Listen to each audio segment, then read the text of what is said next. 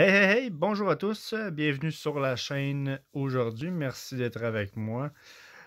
Aujourd'hui, j'ai fait un build avec le nouveau set sur le jeu The Division 2. Un nouveau build avec le nouveau gear set, le chasseur. Et je vais vous faire la présentation aujourd'hui de mon build et de comment est-ce que je l'ai monté et comment est-ce que je l'utilise. Vous me direz ce que vous en pensez en commentaire là, dans la vidéo. Bien évidemment, si vous aimez la vidéo, gênez-vous pas à liker, partager, vous abonner à ma chaîne. Ça fait toujours plaisir d'avoir du nouveau monde.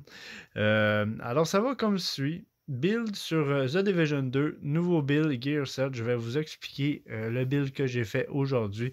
Et pour mon clan également, qui veulent essayer cette combinaison-là que je considère et que j'ai testé, que je trouve très fonctionnelle.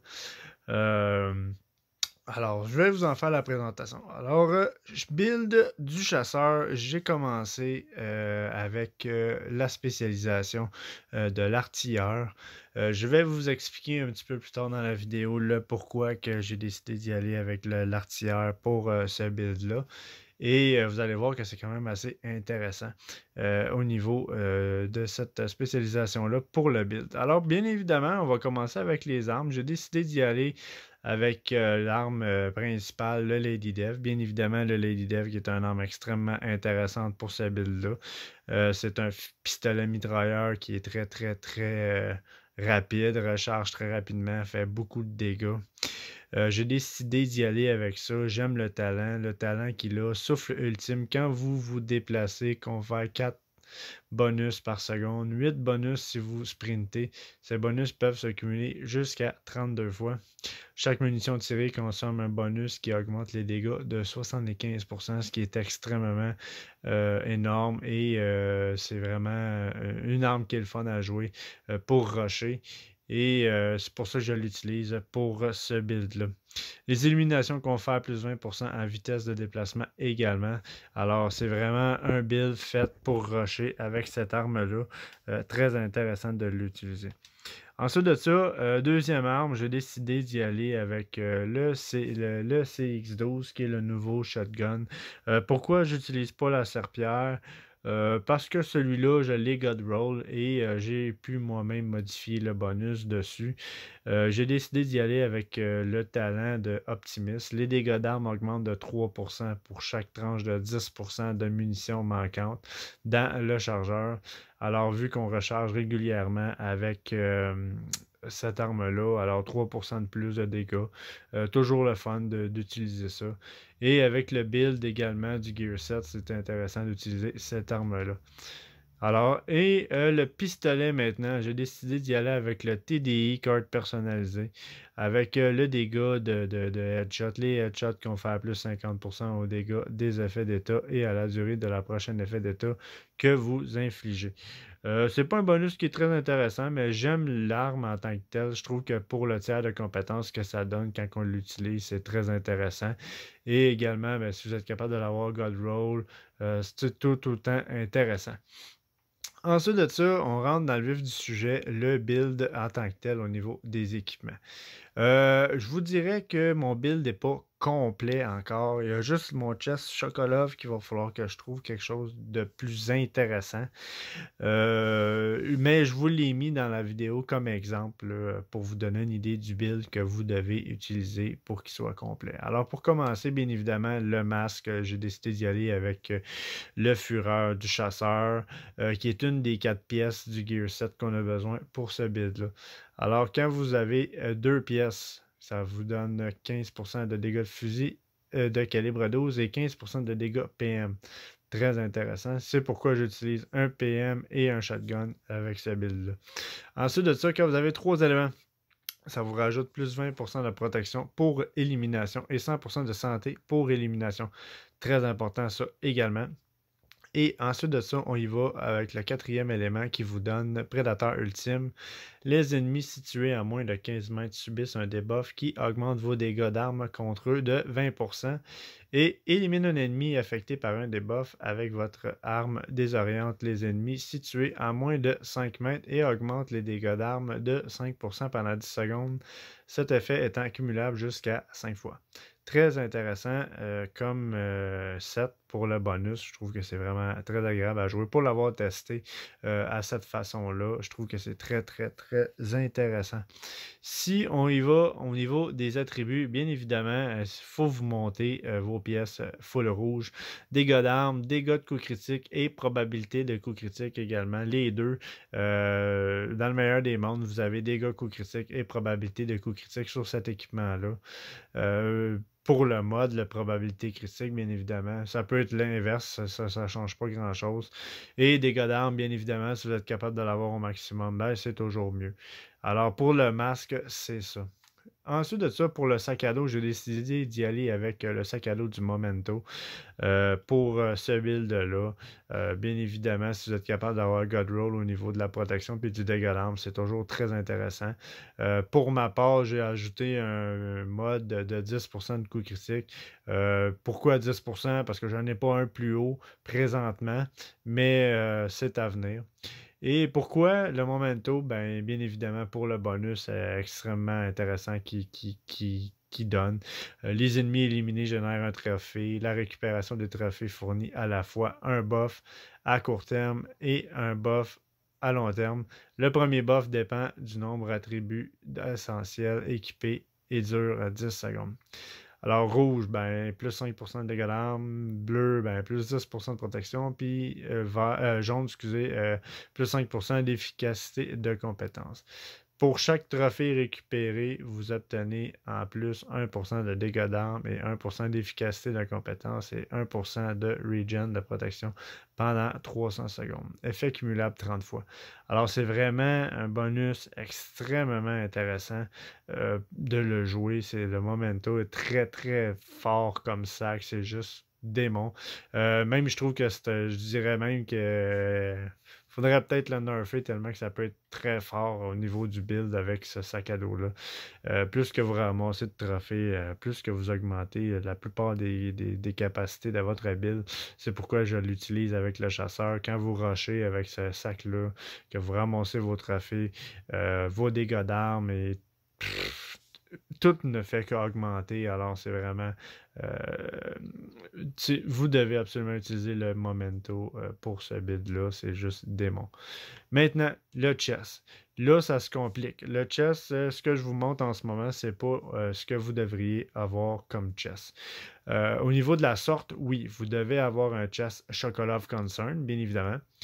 Mais vous devez l'avoir full rouge.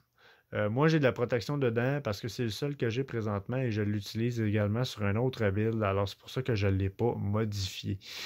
Mais vous devez essayer d'en trouver un, bien évidemment, avec dégâts d'armes, God Roll, ainsi que dégâts coup critique et probabilité coup critique, God Roll, si possible, et ajouter un mode soit de dégâts ou de probabilité de coup critique dessus. Ça, c'est la première des choses. Et ensuite de ça, pour ce qui est du talent, c'est pas ce talent-là que vous devez utiliser. Je vais vous montrer le talent que vous devez utiliser. Le talent que vous devez utiliser sur votre chest, Chocolat of Concern, pour aller avec cette pièce-là, je vais vous la montrer. C'est... attendez une seconde. Oblitération. Oblitération. Oblitération, c'est les coups critiques augmentent le total de dégâts d'armes de 1% pendant 5 secondes et ça peut se cumuler 25 fois. Alors, ça rajoute un 25%. Ça peut aller jusqu'à 25% de dégâts d'armes de plus ajoutés à chaque coup critique que vous faites. Alors, c'est pourquoi c'est intéressant de vraiment monter votre dégâts coup critique et vos probabilités de coup critique quand vous rushez sur ce build-là. Alors, pour le Chocolat of Concern, ça vous prend... bien évidemment, un triple God Roll rouge, dégâts d'armes, probabilité critique, dégâts critiques et le bonus de oblitération qui est vraiment le bonus que vous avez besoin sur votre chest pour ce build-là. Alors, pour le chest, c'est ça. Ensuite de ça, continuons la vidéo avec les gants. Les gants, ben, le fureur du chasseur.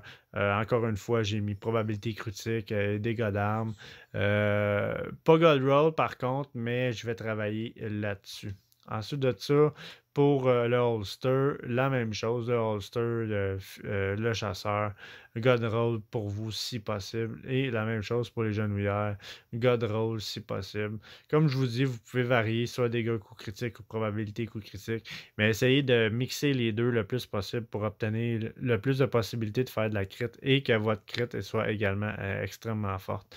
Alors, c'est ce que ça vous prend dans ce build-là pour que ce soit vraiment un build de rusher très, très, très intéressant. Et plus que vous ramassez de trophées avec le sac du Memento, plus que ce build-là est extrêmement puissant. Au niveau des compétences, j'ai décidé d'y aller avec le leurre hologramme pour la simple et unique raison qu'en rushant, comme on le fait, c'est encore plus intéressant de lancer le lure, l'hologramme, et ça détourne l'attention des ennemis pendant que vous êtes en train de les rusher. Alors, ça peut être très intéressant d'utiliser cette compétence-là. Pour l'instant, mes tests, c'est avec ça que je l'ai fait. Bien évidemment, vous pouvez combiner ce build-là avec d'autres compétences, mais étant un build où vous allez toujours être de l'avant, je trouve que c'est intéressant de détourner l'ennemi pendant que vous le rushez pour justement vous donner une chance de vraiment faire le maximum de dégâts avec le Lady Death sur vos ennemis. Et ben, pour la deuxième compétence, j'ai décidé d'y aller avec la mine de réanimation, pas la mine, excusez, la ruche de réanimation pour tout simplement être capable de vous relever si jamais vous tombez au combat. Mais vous pourriez utiliser une autre compétence qui vous donne de la vie ou quoi que ce soit, mais par sécurité, étant donné que vous allez toujours être devant. La réanimation n'est pas vraiment négligeable, je trouve, dans ce build-là. Et c'est pourquoi j'ai décidé d'y aller avec ceci.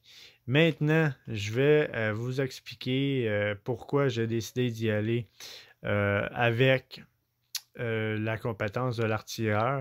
Alors, c'est pour les bonus ici. Chaque 3 rechargements est 50% plus rapide. Alors ça, c'est encore très intéressant. Vu que vous allez recharger souvent avec la Lady Death, 50% plus rapide après 3 rechargements, c'est très intéressant. Au niveau des kits de protection, on répare 100% de la protection et confère un bonus de protection de 30%, ce qui peut être très bon quand vous rushez l'ennemi si vous avez à utiliser un kit de soins. Ensuite de ça, les éliminations confèrent plus 10% de protection, ce qui peut être très intéressant. À chaque fois que vous éliminez un ennemi, vous récupérez de la protection. Étant donné que vous êtes toujours de l'avant, vous allez être les premiers à recevoir les balles, même si vous n'êtes pas un tank, vous devez quand même trouver une petite facette pour augmenter un petit peu votre protection, même si c'est un build qui est pour la plupart full rouge. C'est très intéressant d'avoir de la protection de 10% par les éliminations. Vous avez les grenades également, mousse anti-émeute, très intéressant d'utiliser ça justement pour rusher. Vous lancez ça en avant de vos ennemis et ça les immobilise. C'est encore plus facile pour vous ensuite avec la Lady Death de rusher vos ennemis. Très, très, très intéressant. Et ensuite de ça, ben, dégâts d'armes spécifiques augmentent de 40%. L'arme spécifique est étalonnée selon le tiers, bien évidemment. C'est comme ça pour toutes les compétences. Et c'est pour ça que j'ai décidé d'y aller avec ceci.